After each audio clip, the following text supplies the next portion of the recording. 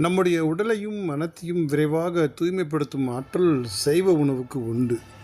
ஒரு உயர்ந்த துறவியின் அழகான தோரணை இந்த உணவு பழக்கத்திலிருந்து மாறுகிறது என்கிறது ஜென். தல சிறந்த பண்பு நலன்களை கொண்ட துறவிகள் ஒரு அழகான தோற்றத்தை கொண்டுள்ளனர். அவர்களுடைய முகம் வசீகரமாக இருக்கும் என்றோ அல்லது அவர்கள் நவநாகரிகமாக இருப்பார் என்றோ நான் கூற வரவில்லை. அவர்களுடைய உடலின் ஊடாகவும் தோலின் ஊடாகவும் ஒளிகின்ற அவர்களுடைய உள்ளார்ந்த அழகை பற்றி தான் இங்கு நான் குறிப்பிடுகிறேன். அவர்கள் உட்கார்ந்திருந்தாலும் அழகாக இருக்கும், நின்று கொண்டிருந்தாலும் அழகாக இருக்கும். அவர்கள் தினமும் அதிகாலையிலே எழுந்து விடுவது அதற்கு துணை புரிகிறது. மனதிற்கும் உடலுக்கும் ஒரு நேரடி தொடர்பு இருக்கிறது. நீங்கள் உங்களுடைய மனதை கூர்த்திட்டும் போது புதுப்பிக்கப்பட்ட வலிமை உங்கள் உடலிலும் இயல்பாக வெளிப்படுகிறது. உணவு உடலுக்கு மட்டும் செறிவூட்டுவதில்லை, அது மனதின் மீதும் ஒரு குறிப்பிட்ட தாக்கம் ஏற்படுத்தும். உங்கள் உடல் மனம் ஆகிய இரண்டையும் உருவாக்குவது உணவு தான்.